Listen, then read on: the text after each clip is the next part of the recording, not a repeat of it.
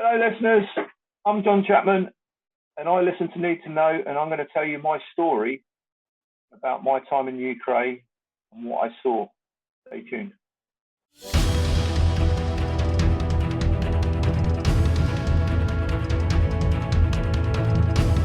This is Need to Know. Real talk about the reality of unidentified aerial phenomena. From Australia, Ross Coulthart. From the U.S., Bryce Zabel. Hello and welcome to Need to Know. My name's Ross Coulthart from Down Under in a small town near Sydney, Australia, and in Los Angeles, my co-host and good buddy Bryce Zabel. Bryce, you're just back from a holiday in Italy, I hear.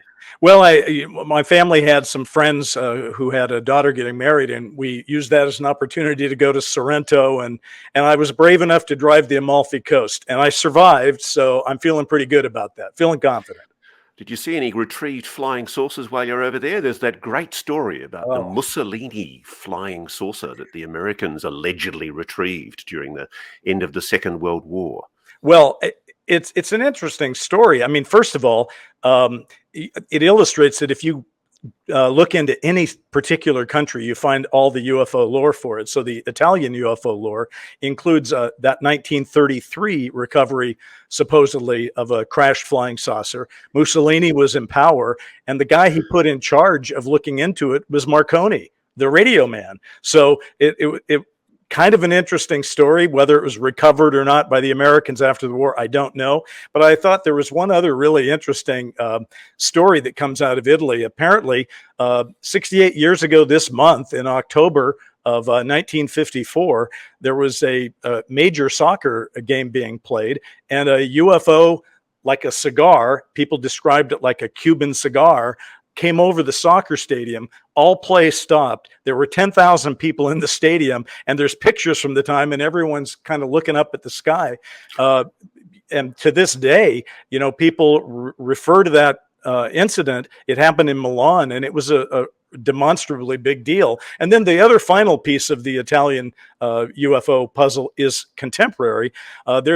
We all know the Vatican is an independent country basically inside of Italy. There's another one called San Marino, a little country inside Italy that the United Nations is being petitioned to turn into the sort of home of the United Nations UFO UAP investigation. So that's my Italy report for now.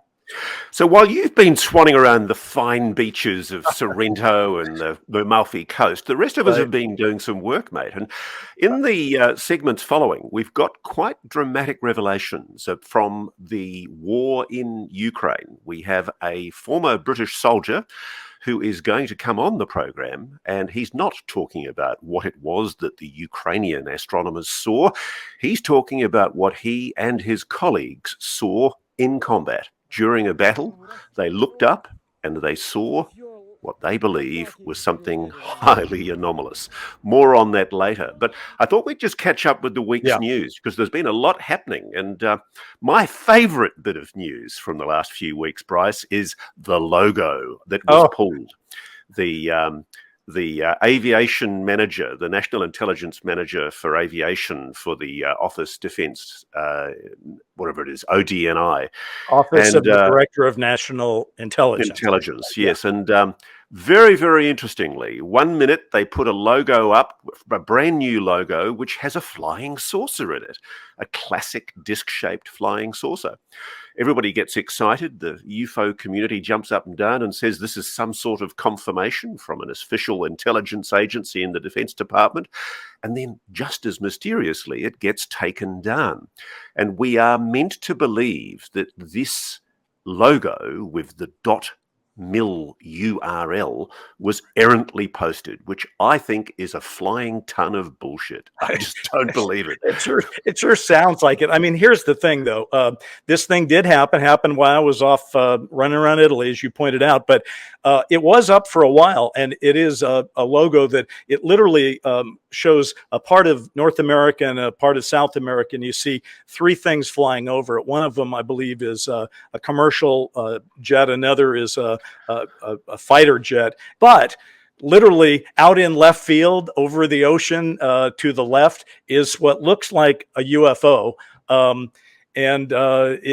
mean, it is a UFO. It's a classic UFO. And their argument was, well, we put it out by accident. Honestly, I've had enough experience, and I'm sure you have too, where those kind of things are, something like that coming out by accident would be very rare. Now, on the other hand, we certainly know that logos over the years are often used and put some crazy stuff in them. And so you can't really say, well, that proves anything other than it's kind of bogus. It just sounds bogus, and people reacted to it that way. Now, Bryce, I think you're catching up you're doing some work next week at the International UFO Congress. Do you want to tell us about that? Sure. I just want to give a shout out to our friends over at the IUFOC, which they throw a yearly conference, and it's always been fantastic. I've spoken there several times, and they had to go into pandemic hiding for a couple of years. Last year it was virtual. This is a time where people are coming back, and there's some really great people speaking at it. It goes from, I believe, October 12th through the 17th. And I'm speaking on October 15th, which is a Saturday. So I encourage anyone who's near Mesa, Arizona, who wants to come and talk a little need to know to show up, and we'll do that. The topic of my speech is called Estimate of the Situation, something we've used before. And then the question is, will 2023 be sizzle or fizzle? And you and I have talked about that as well. And I'm going to, I guess, now I've set myself up for the standard. I have to take a position on it. So I'll be doing that. So what are you going to say? Are you going to say fizzle or sizzle? Well, I think maybe we disagree on this. I think there are sufficient things in motion right now that I look at it as a sizzle. I think we're going to have a sizzle. I just think there's too much going on. But I've got some, nuance to that. Now, I know you think 2023 is going to be a very big year, but at the same time, you're taking the position you think it might just fizzle out. So how do you square that circle? Okay, let me explain.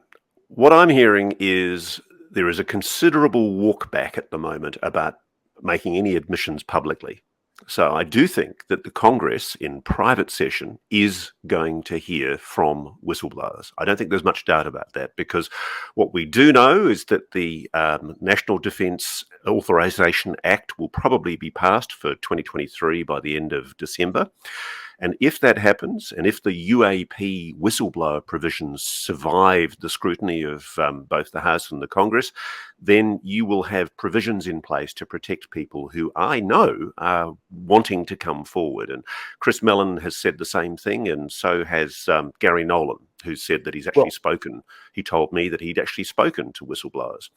And I've spoken to people who've been approached by individuals in various parts of government asking them whether they would be willing to testify. So I do think there is a move on for testimony to happen.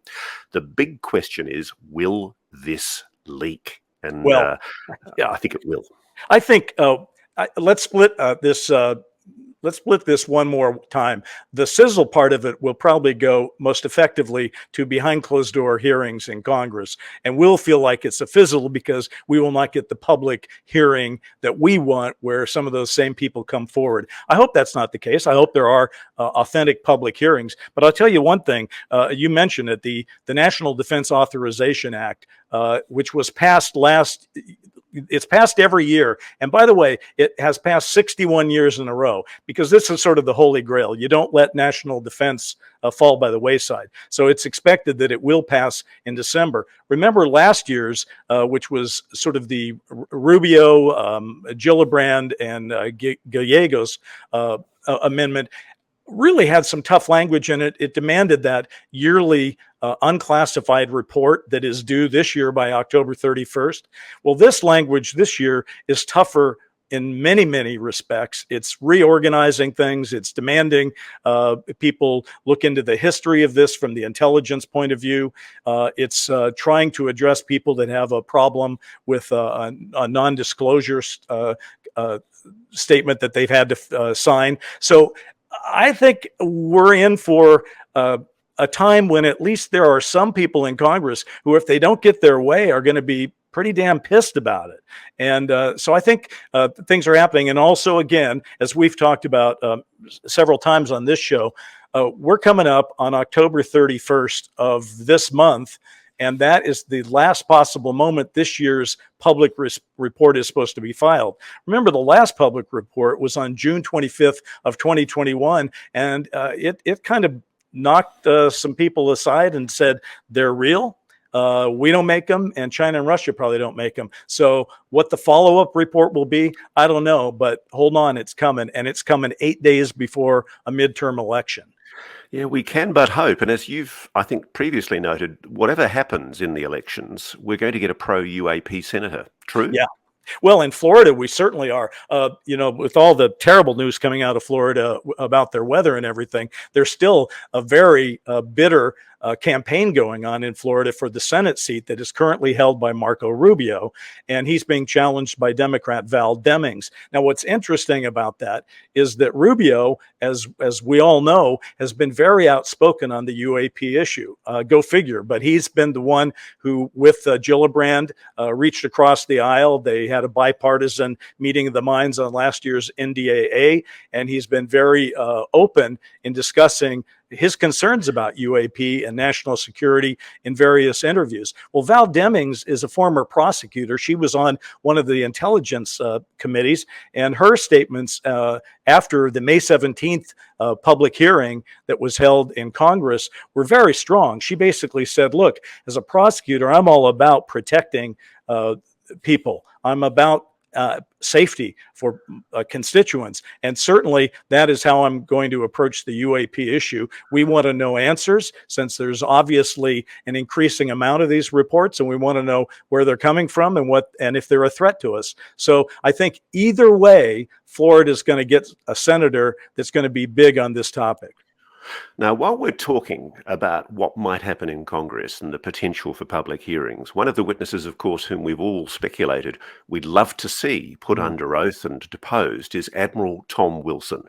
And there's been a significant development in the Wilson notes. For the listeners and viewers who aren't familiar with this, there is a story about a leaked or a document that came from the estate of Edgar Mitchell after Edgar Mitchell died, called the Wilson Memo or the Wilson Notes. And it's a series of notes which purportedly represent a conversation between a Department of Defense astrophysicist called Eric Davis, Dr. Eric Davis, and a former director of the Defense Intelligence Agency, a man called Admiral Tom Wilson.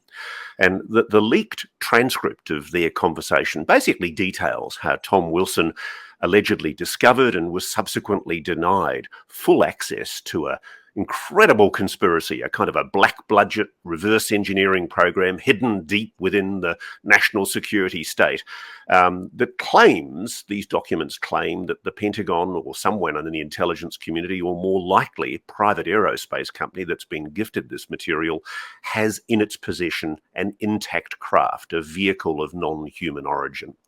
Now, I'm telling you all this in the preamble because it's important that in those notes there is mention of a man called Oak Shannon. And Oak is a former US Navy veteran, physicist. He used to work at the Los Alamos National Laboratories. And he's a key part of these allegedly leaked notes, which record this conversation between Tom Wilson and Eric Davis. Because Tom Wilson, to my friend and colleague Billy Cox, and also to me, specifically denied knowing Oak Shannon. Right. He said he was unknown to Tom Wilson. And in an interview with Jay Anderson of Project Unity, Oak Shannon has basically put it definitively on the record that he does know Admiral Wilson. Moreover, he's confirmed on the record that the claims made in the notes about a conversation he had with Tom Wilson to set up the meeting with Eric Davis and to find out about Eric Davis and whether or not he was a good human being to talk to, this happened. And Eric Davis allegedly in the notes, they went on and discussed these things. And what's really important is Oak says that he really did discuss with Tom Wilson the reality that a recovered non-human vehicle is being studied in extreme secrecy by this secretive group, the program, somewhere inside government or somewhere inside aerospace. Now, that's a long and involved explanation and probably not told very well, but it's significant because Oak Shannon has gone on the record, and he's a very important cog to giving the Wilson memo notes credibility. And I think it's important. I still don't accept that the notes are a definitive, true and accurate record because, of course, they are strenuously denied by Admiral Tom Wilson, and conspicuously, Dr. Eric Davis has never corroborated or confirmed the notes, but neither has he denied the notes are a genuine document. So we're getting closer, I think, to a moment in Congress where people will be able to be deposed, and that's when it's going to start getting interesting. It would be great to see whether Oak Shannon is prepared to testify and whether Eric Davis and Tom Wilson are willing to testify and say what they know. I listen, it's a story that we need to be covering. I kind of volunteer us to, in a future episode, do the whole episode about it. And frankly, maybe we should do a dramatic interp and read those notes word for word, because I think that would be interesting. Just a quick addition to that, during the May 17th public hearings in the House of Representatives, Representative Mike Gallagher out of Wisconsin actually had the Wilson Davis memo put into the congressional record. That doesn't mean anything per se, because you can put anything in the congressional record, but he put it in. And let's face it, what you suggested happening, Ross, would be if Congress had any balls about this thing, they'd drag the whole lot of them in, and they would put them under oath, and then they would ask them to tell the story, and they would cross-reference it, and we get some answers. Now, speaking of answers, just last month, or in fact in the last few weeks, there's been revelations from Ukraine, from Ukrainian astronomers who claim they've seen anomalous objects in the sky. Now, I know there's been rebuttal and debunking of that, notably by Avi Loeb and also by the Academy of Sciences in Ukraine. But coming up in the next segment, we have an interview with a former British soldier, John Chapman, who's going to tell us how he and his team, a reconnaissance team behind the lines in Russian-held territory in Ukraine, looked up during a battle and saw a UAP. That's coming up next on Need to Know. Can't wait.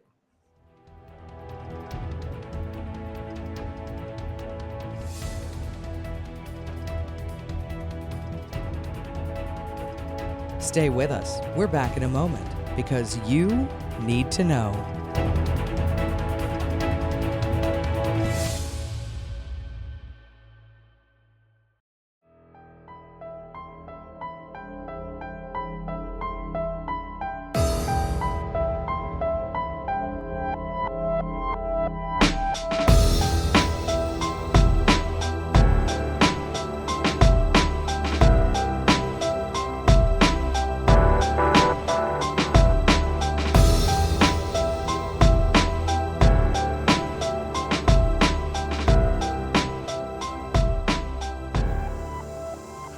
So welcome back to Need to Know. Now, we've got something very interesting for you. As I mentioned in the first segment, there has been some controversy about claims made by Ukrainian astronomers in the past few weeks that they've seen anomalous objects in the skies over Ukraine. Not surprising, perhaps, in light of the fact that there's any number of aeroplanes, drones, weaponry flying in and around the skies. But I'm going to introduce you now to a chap called John Chapman. He's a former British Army soldier. G'day, John. How are you? I'm good, mate. I'm good. How are you in Australia?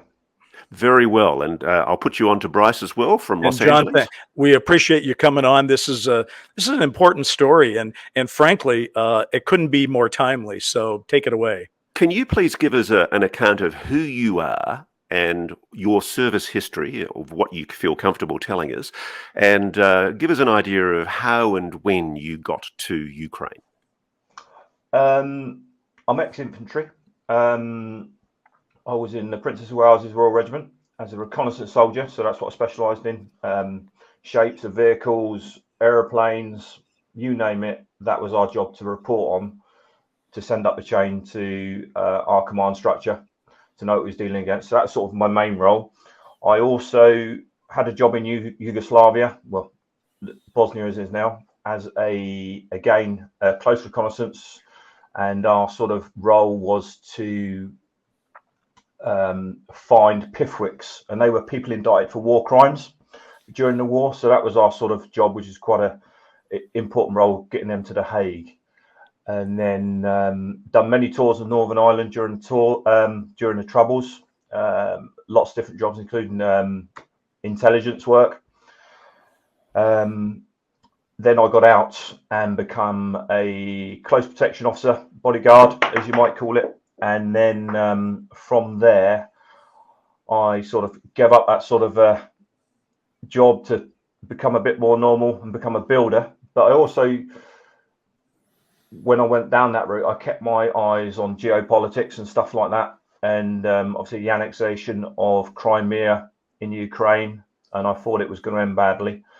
And then obviously the build up on the border in February, and then they invaded. And from there, I looked at what was going on, and the catalyst for me going to the Ukraine was there was I think it was a BMP run over a car, and I think it was in Kharkiv, I believe. And I thought, I can't have that. I can't sit here and watch. Bearing in mind, I've been to Bosnia and places like that, and I know what ethnic cleansing and how that can be. And I thought, I've got to do something. And I asked my wife, and she wasn't happy for me to go, obviously. And she said to me, you've been there for about 2 weeks, because a week, in fact, because I said on a Monday and I was gone by the Saturday. So she gave me a sort of blessing, as it were, with gritted teeth, and I went across. I went through Poland and then across the border, which was all arranged through the Ukrainian embassy in London. So the network to get across was all arranged, and we went to a sort of a transit camp, Yarev, and that's where we sort of, all the people arriving from foreign nationals. John, I want to just clarify this, because I think some people probably having the same question I'm having. Were you part of any official group at that time? Were you part of any nation's military, or were you? No. We was all ex-military. However, there was a few, how we say, Walter Mitties, who say they was in things like paintballers and airsofters and all these type of people trying to get in, but they were soon weeded out. Got it. So you got in though, with other people, or did you go in by yourself? And then I went on my own. Okay. And because of the migration of people coming from all over the world, obviously there's only so many airheads in Poland, and obviously the groups were meeting at airports. And then I didn't know any person there. I went on my own, and then because we met at airports, going through the same route through the embassies, the transport was arranged, and you just got on a bus. You didn't know anybody, and then you was taken to this camp, and then you build friendships on the bus or meet people. But I didn't know anyone to go with, and then we went to, like I said, Yarev, and from there we was sort of divided in our previous military experience, and perhaps people who didn't have any. So the people who didn't have any, they were also going to join the Legion, but they went into sort of a training, sort of 6 weeks of training. So I never saw any of them again. John, can I just interrupt for a moment? Just for the benefit of our listeners and viewers, I just want to state, John has provided me with documentation on background, which we'll not be revealing, which more than substantiates the fact of his British service history, which is exemplary, and also the fact that he worked with the Ukrainian army to serve in Ukraine. Now, one of the things that I want to get to, John, is your role. You were part of a team called Bravo Team, working, I think, with a former Republic of Korea Special Forces guy, and you were behind the lines at different times doing reconnaissance and targeting Russian enemy inside that area. Really gutsy stuff. Just before we get to the detail of your UAP sighting, which I understand happened in April, just give us an account of, we're talking to the video that you've already sent me that we'll probably cut into the story at this stage. But give us a description of the kind of work you were doing. There's a video that you've shown me that we'll show some excerpts from here, where you're clearly behind the lines, and in one case, the Russians are literally just outside. How close were you? Well, basically a concrete wall. We was on that video clip. We were sent out to basically find the Russians and get some information on where they're at and what strengths they are. So we moved through a chosen route to a certain building that we thought, which we deemed would give us a good line of sight for the missile systems we had, and also for our small arms.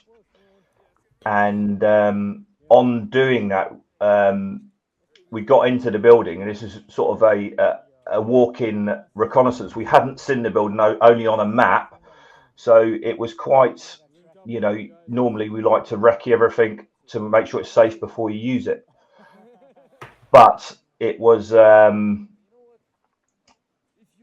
it was sort of something we wouldn't normally do. Anyway, we entered the building, we cleared the building, and then we found at one side there was a massive hole that a tank had put a hole in a wall, and we thought that would be a good position to shoot from our NLAWs.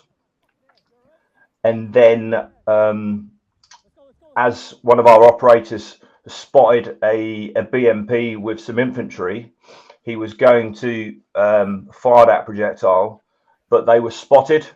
And unfortunately, one of our operators, Otto, was shot in the shoulder, and we had to clear that building. But so you're behind enemy lines. You've got a wounded operator.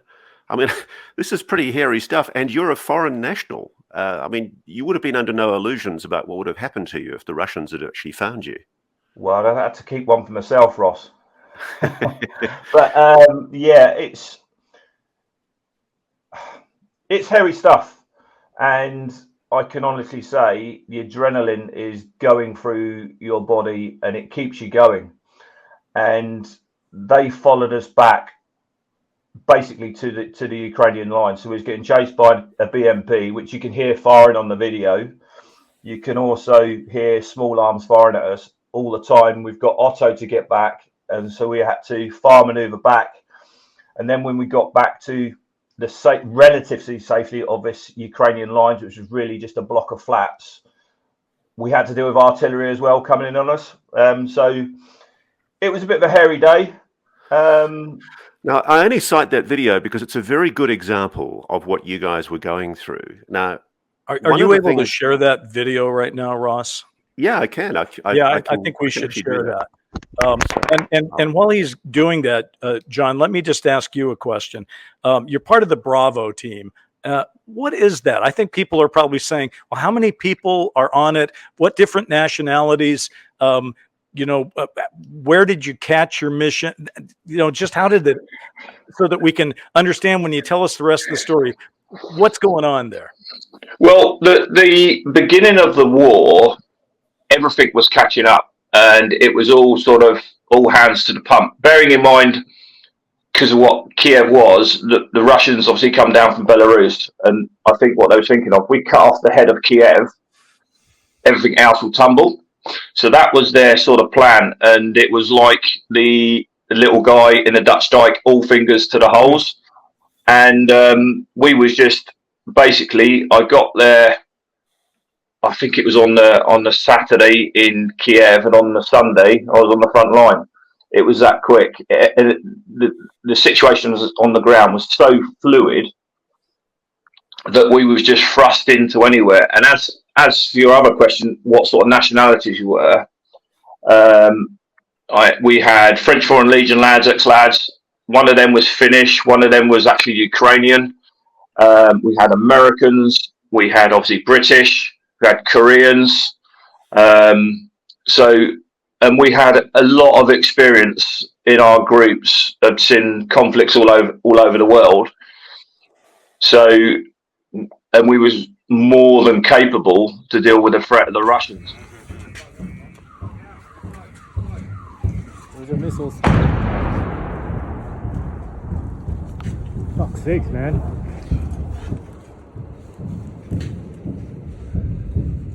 Yeah, are they our missiles? It's ours, yes, it's Yes. Ukrainian. This is Enemy trying to hit missiles. but hit not us. Hit that.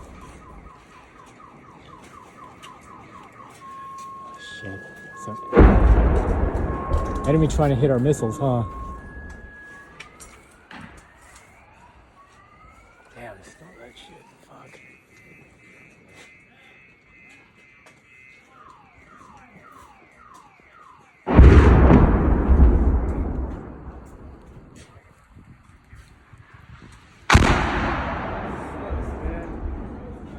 Let's get close, man. Yeah, let's get real close. Alright. Yeah. Hey. Everything's okay? Yeah, we're gonna head back to Where? the underpass. Which to the route? trucks. Which route? The same route we came. Okay. So we have link extraction up with point. your guys. Yeah. That's, We'll get to the trucks. that's okay. Are you coming with us? That's still far away. Oh, yeah, man. Are you coming with us? You know what? If you're not lucky, you'll get it anyway. Okay. If you're lucky, you won't get it All anyway. right. Hey. I'll see you next time, brother. Okay. All right, guys. Saddle up. Let's move it out. All right. Fuck. 6. Yeah, let's go. Rock and roll. Fuck. Fucking shit, my fucking ass. You all right? Yeah. Oh, my fucking ass. Let's go. So on the night in question that we're about to get into, how many people were part of Bravo team? Bravo team was 8 guys at the time. Okay. However, there was another team that was a part of the Legion who we didn't have any association with because we worked for the Ukrainian intelligence. They just happened to be on the ground at the crossing point, the footbridge we wanted to cross outside Irpin. So they would have seen it as well, but I have no contact with any of those guys. I knew none of them. Again, they were just, another Legion sort of outfit. What I understand happened was that there's a crossing point in Kyiv across the river from the Russian side. In Irpin. Irpin. And where is it? Yeah. It's on the suburbs outside. Yeah, Irpin's on the western suburbs of Kiev. So it's like a little city on its own. And it's got a river on the eastern edge of Irpin, which we had to cross, which we'll come on to in a minute. Now, there was 3 crossing points. There was a bridge, which is blown, as in like a flyover for cars and trucks and so forth.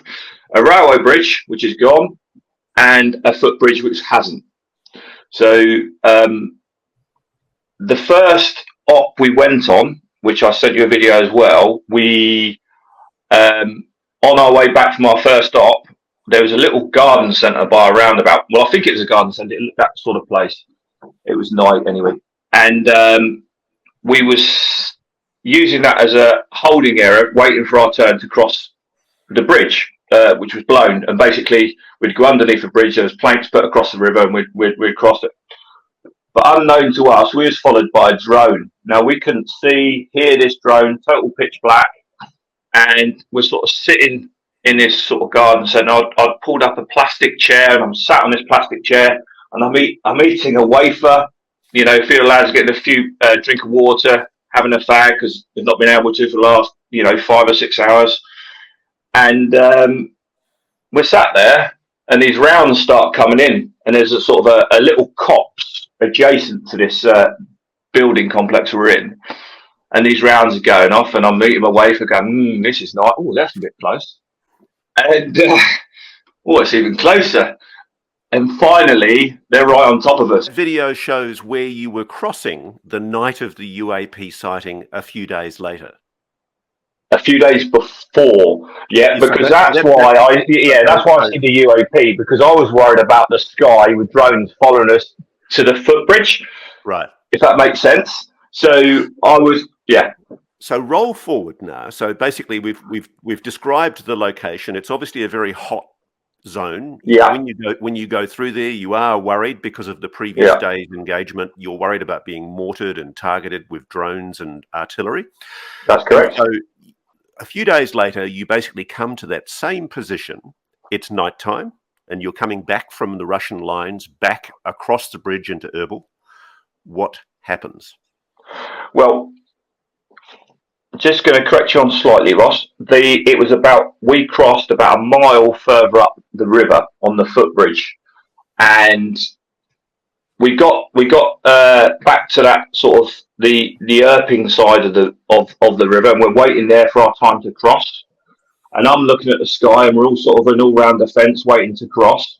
And all of a sudden, because I was looking at the sky, I see 3 dimly lit orange amber orbs, or burnt amber, as I say. They're like a browny orange colour. But there was only, because I had to sort of rub my eyes. I thought, am I seeing things? Because I thought I was tired. And I looked up, and I did see these 3 orbs in a loose triangle shape. And they was there for 3 or 4 seconds. And the next thing, there was a bright light that appeared in the sky. And it was about, I would say, 1,000 foot up, and probably between 30 and 40 feet long. And it was a bright light like a camera flash, but constant.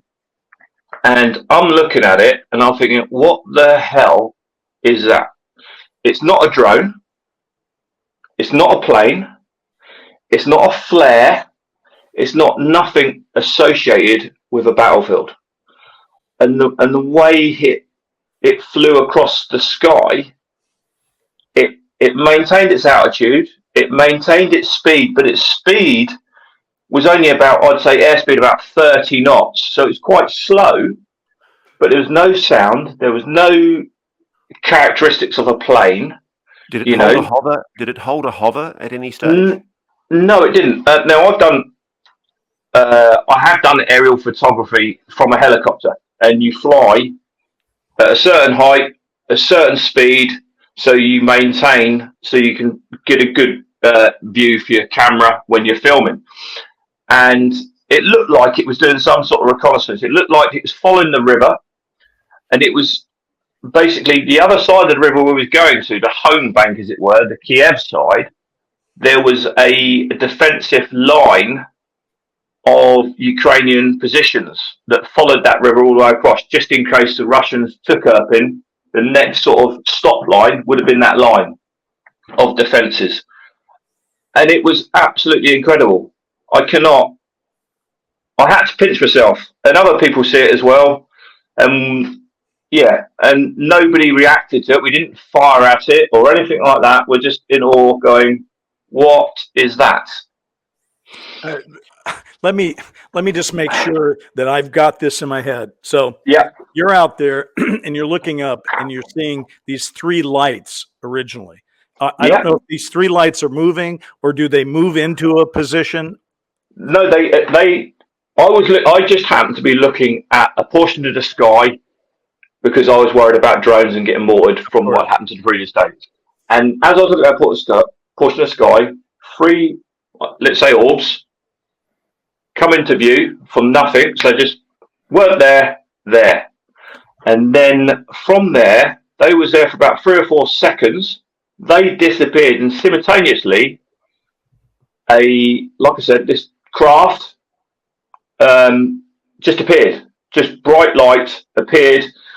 And then why do you say craft, John? Like, give us an idea of the form that you saw. You initially described a very bright light. Why do you say craft? Yeah. Because the only thing what I know what creates that bright light in the sky is a flare. Now, if I know the characteristics of a flare, or we'd call them a shimuli or parallel, or whatever you want to call them. Now, it wasn't any of those. And when you go through, well, my sort of military thinking, you go through a process. What is that? Is it this? Is it that? And the reason I say craft, because it's maintained an altitude, it's flew at a constant speed, and I'm only some. Go on. Did you see structure to it, though? I mean, when you say craft, are we talking about? I'll just elaborate on that. The way the light pattern was, obviously, when you see any lights, you can see it. If it's a headlight of a car, you can see it's round, can't you? But you can't actually see the car.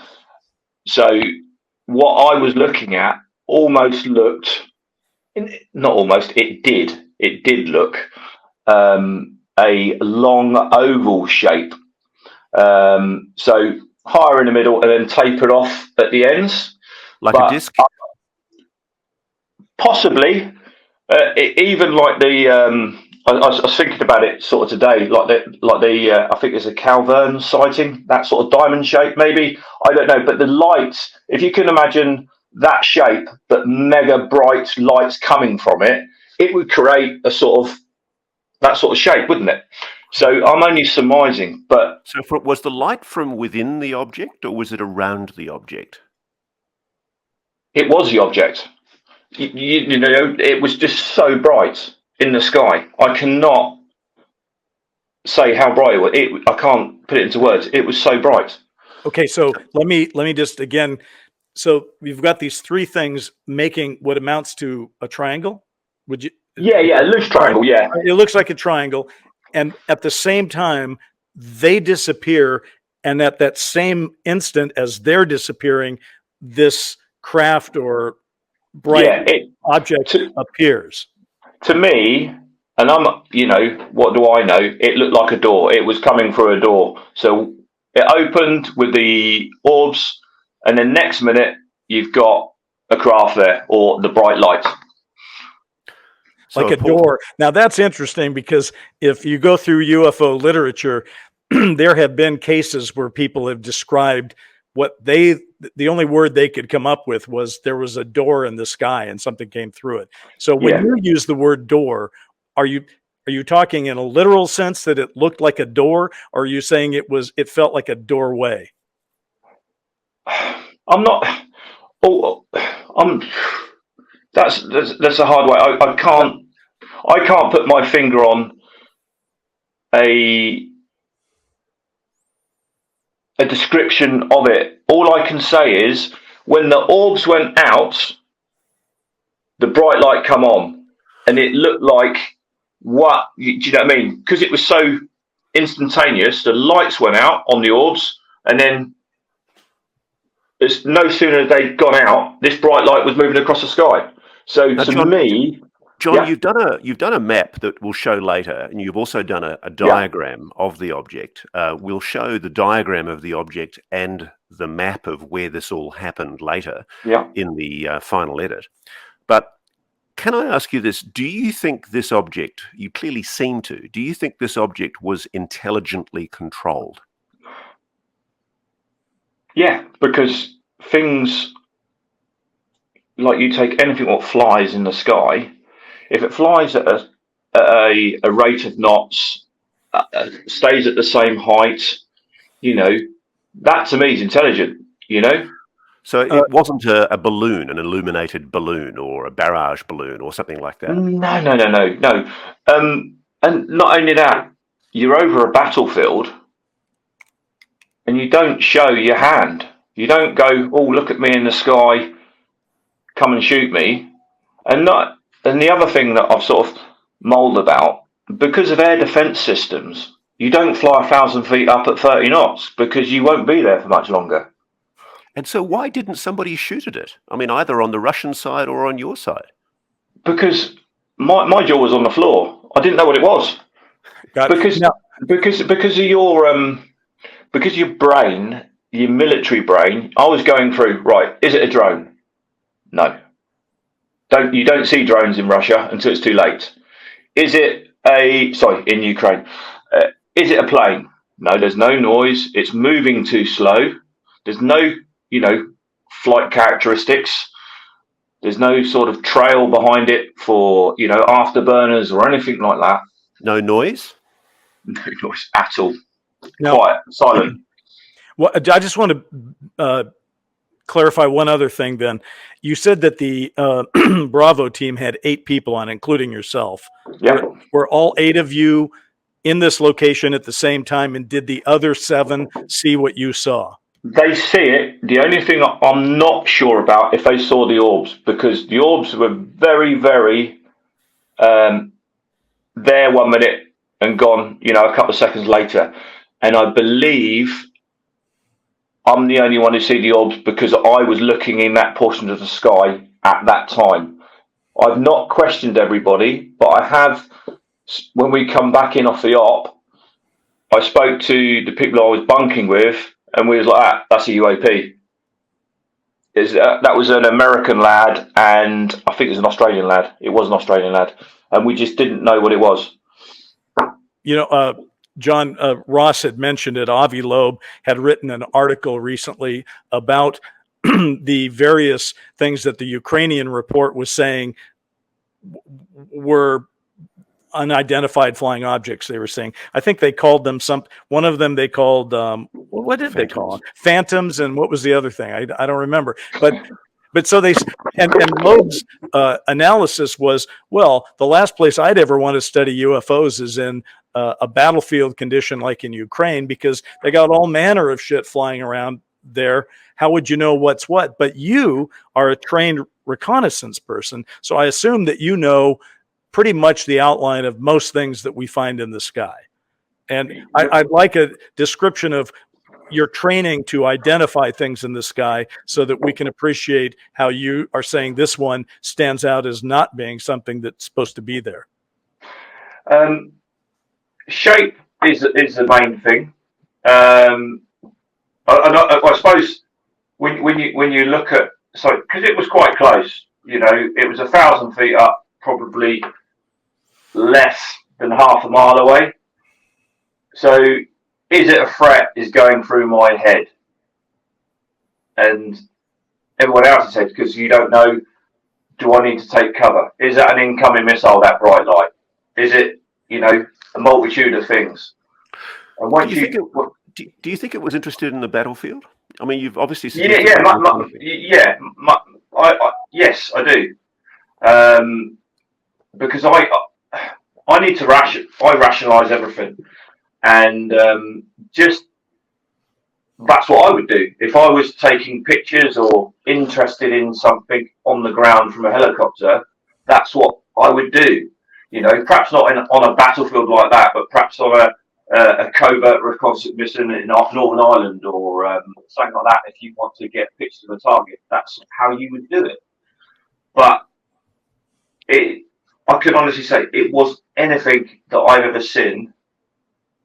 What was the time length that you were observing this? From the moment that you saw the orbs, which you said lasted not long, and then suddenly you've got this other thing there. What amount of time are we talking about? I reckon because of the speed and the terrain, obviously it disappeared from our view. It didn't go out, it just disappeared because of the terrain. But I would suggest probably anything between 3 to 5 minutes. So wow. You had eyes on it for a while. Yeah, so it just went away. And it was like as it disappeared, it looked like a star or a planet, because it was that far away. Obvious question, John. I mean, you've obviously taken videos while you were behind the lines filming next to the Russians. How come there's no video or photography of what you saw if you were watching it for 5 minutes? Because we're worried about getting shelled and perhaps being killed was more important than the UFO at the time, in the sky at the time. Obviously, you have to remember the situation we was in. We wasn't in a park in London somewhere looking up at the sky, stargazing. We had more important things like, our own safety and protection. So we're all around the fence. We're looking out for Russians. That just happened to turn up. That wasn't our sort of main point of concern at the time. I was going to say that makes completely good sense, but my question would be, after this was over and you guys got back to where you came from, and now you're not going to be shot or killed, hopefully, in that scenario. You must have had a time where the group of you said, "Holy crap! Did you see that thing?" What was that conversation like? It was just like I said, I had a chat with my roommates, and I've also had a chat with the team leader, and we just don't know what it was. It was just like because of the speed of the ops we was on, we didn't have time really to, like sit down and we're having a chat now about it, and I'm talking about it. It was an afterthought. It wasn't important at the time. It was just something. It's been like a splinter on my brain ever since I saw it. But it's, it's just mental. John, I know from your service history, which you very kindly shared with me, that you've seen in combat zones and in different parts of different military installations, you've seen a lot of military equipment. You're very, very well briefed as a reconnaissance surveillance person on what the West and indeed our potential enemies have. Is there any technology that you can think of that can explain what you saw? No. No, honestly, Ross, there isn't. And, I know that on this phenomena, people say, was it, military black technology or something like that. But what would be the purpose of that at that particular time over that area showing itself to maybe the Russians as well as the Ukrainians? What would be the mission of that particular craft if it was a black craft? Now, just so I'm clear, one other thing that I think that you've given me in a map, which we'll show to our audience, in the map, it clearly tracks the river, which is the dividing line between the Russians in the, I think, the south or the east, and the Kiev in the north. Is that correct?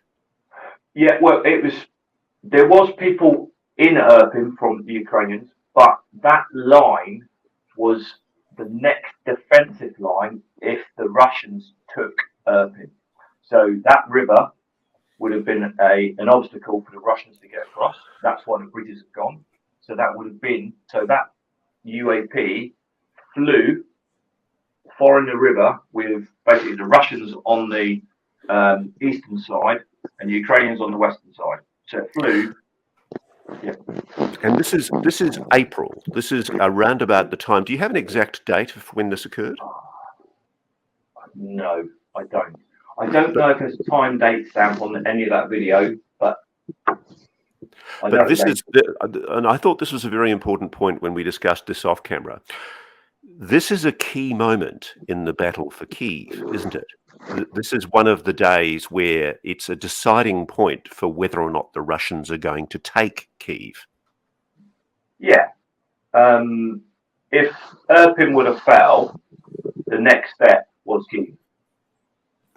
So this is a very strategically important moment in the battle to help save Ukraine. Yes, it was, yeah. John, you've done a pretty good job of maintaining your professional distance and telling us what you know and saying what you don't know about the whole sighting. My question is, clearly, if this happened in April, there's been a number of months where you've been living with this moment. And I'm wondering, in your quiet moments inside your own head, as you try to make sense of it, what do you think was going on? And again, I know that part, you've laid out what happened very clearly and journalistically. Now I'm asking you to just tell us what your thought process was. What do you think you saw, and why was it there? I wish I knew. My thought process, as I've already mentioned, it definitely wasn't military. Definitely. It definitely wasn't a military item of equipment that I'd ever seen. Ever. Was it a solid object? Do you think it was a solid object, John? I'm looking into it's like going back to the car headlights. You're looking into bright lights. I don't know. I can't. I'm not going to guess. All I can say is, like I said earlier, the shape of it appeared to be, a long oval with tapered ends, and it was a very bright light. And that's all I can say. You certainly know your share of things that are flying around in the sky, and I think your case demonstrates something that people have talked about for years. So I just want to get your thoughts on this. Clearly, anything of the capacity to do some of the things that UAP have been described as doing could figure out how not to shine bright lights in the night sky, right? Yeah. And yet they do quite often in terms of their descriptions. Why would somebody shine bright lights in a war zone? They wouldn't, and that's the thing. It's not, unless it's a very a deception plan for something, but nothing happened. It just a bright light appeared from, like I said, the free orbs and flew across the sky at a set altitude, a set speed, and went out of sight. There was no reason that I can possibly think of why it was in that battle space. And did you report this to any of the command structure upstairs, John? No, no, and that was why not? One is because, do you know what I mean? We were foreigners, and I didn't want to go to Ukraine, and say, look, I've just seen this bright light in the sky. They'd be like, what you been smoking, dude? Off you go, first plane back. Like there obviously is a stigma to it. I've sat at home since I've been back, and I've been reflecting, quite rightly, as you mentioned, Bryce, what I see, and it just got to the point, about a week ago, whenever it was, I just had to, just get it off my chest. So I sent the email to Ross and say, this is what I said, and this is how I'm here today.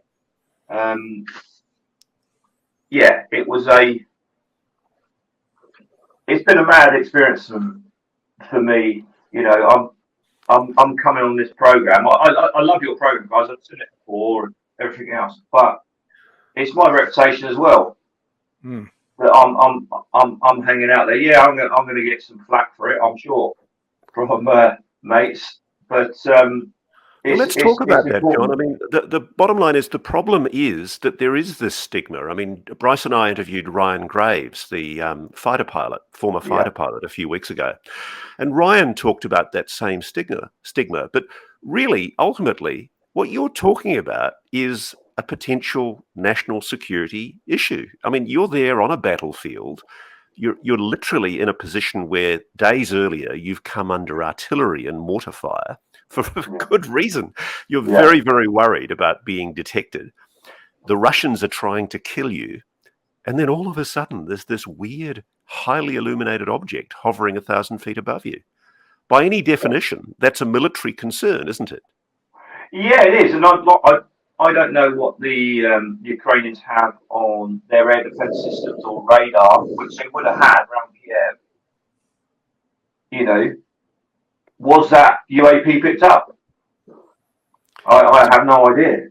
And that might be something to look into from your end, and see if we can get that information. Because it was 1,000 feet up. John, personal question, just because I'm always intrigued. There's always a personal part of this. What does your wife think about all this? What conversations have you had? When did you tell her? What does she think? What does she think about you being public? Talk to us. She doesn't know yet. Okay.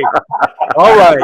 Okay. We broke some news here. We may not have broken news to the world, but we broke it to his wife. That's good. Yeah. All right. So, no, she doesn't know yet, but I'm sure she will soon. Well, what did she say? You've told her, though, about it, haven't you? No, not yet. No. This All is right, it. okay. So this will be it. It is quite. No, not embarrassing, but it's quite a big thing for me to be on here talking about something that the words are coming out my mouth, and I can't believe I'm saying them. But that's what I saw, and I'm not going to sugarcoat it for anybody. I'm 49 in January, and to be honest, now I'm starting to think I don't care what other people think. But more importantly, why should you? I mean, the bottom line is this is what military and commercial witnesses, commercial pilot witnesses particularly, this is what should be happening. People should be coming forward, and we need to get rid of this stigma that's quite unnecessarily attached to this issue, don't we? Yeah, and I think it's going. I think it is happening slowly, but the mainstream media need to kick up the arse. And they need to get involved. Prior to this event happening to you, John, what was your thought about the UFO UAP issue, if any? I've always believed that we're not alone. Only because if you I can't remember what the equation is now, but if you do the maths of the size of the universe, just that simple equation, we're not alone. So that I've always looked up at the sky, I've seen satellites and stuff like that. Thinking, is that something? But no, it's always been a satellite. And this sighting was totally different. Is this the first time you've ever seen anything anomalous, John? I believe I saw something about 10 years ago when I was living up in Lincolnshire, and I did report it to a local newspaper. That was a sort of an orange orb, and that was probably about 3,000 to 4,000 feet up. And it wasn't an aircraft, but I couldn't discount it as one of those. It could have been one of those Chinese lamp things, but again, that was at a steady height and a steady speed, and that looked like it was following the river out towards King's Lynn. Out to the Wash and out to the North Sea, but I couldn't 100% say that wasn't a Chinese lantern, to be honest. But it looked anomalous to me. And so, John, tell me this. So the one thing I'm very happy to hear, you were listening and watching Need to Know episodes in Ukraine, weren't you? Yeah, I did. Yeah, obviously in the time we had, between ops. We had one of the Elon Musk Sky link thingies, so we could get internet. I'm just interested in something like Lou and Jeremy. I've always listened to what they want to say, and it's very interesting. It's very interesting. The work you guys do behind the scenes, because it's not just the sightings. It's also the mountain of paperwork, the government being all governments being a pain up the backside to release stuff and trying to link. It's like having a jigsaw puzzle and you nearly completed it, but your little brother's hid 5 of the pieces all over the house and you're trying to find them to finish a puzzle. But I think we're close to finishing that puzzle, but it's going to take a lot of work to do.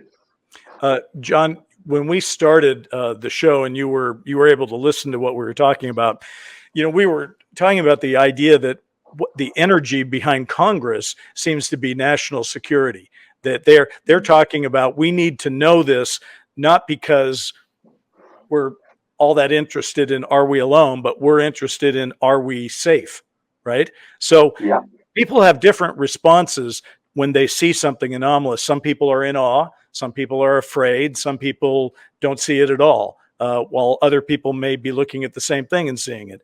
What was your overriding sense? Do you feel we have something to be concerned about? Do you feel that there is a threat behind the kind of thing that you saw? That's a good question. At that time, I didn't feel, bearing in mind I was in a war zone for that sighting, I didn't feel threatened at all. I was just in awe of it, to be honest.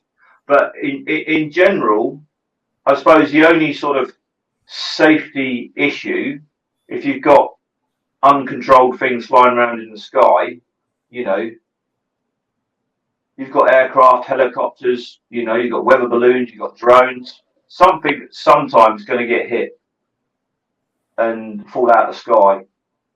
So that's the only sort of threat I see, I can perceive with anomalies in the sky. Well, I, for one, John, applaud. I'm sure Bryce does as well. I think it's commendable that you've approached us and come forward. And I think what you've described of what you saw on a battlefield in Ukraine, on the outskirts of Kyiv, at a peak moment in the war, a decisive moment in the battle to save Kyiv from Russian invasion, I think it's very significant. And just maybe there was some non-human intelligence taking an interest in what is probably going to be remembered as a very important moment in history. And I want to thank you very, very much for sharing your account with us. It's my pleasure. John, we often, people in your position often get thanked for their service. I want to thank you for your observation. I want to thank you for coming forward with it. And I hope that the lesson that this very show makes and that your appearance makes is that we're going to need more of this, not less. We need more people speaking in the public forum and not behind closed doors and not for reports that never get seen by the public. So what you've done, I'm just going to speak up for you to your wife. Oh, thanks. I'm glad that John did this. He's a true hero to come forward like this, and I hope you take her out to dinner and give her the bottom line. I can hear her wrapping the tinfoil hat now. Well, John, we can all be accused of that. But listen, I also do want to thank you for your service. I mean, we all watch on with horror at what's unfolding in Ukraine, and we feel powerless. And it's wonderful that a person with your skill set was able to go over there and have the courage to go and do what you did, which was incredibly brave, behind the lines.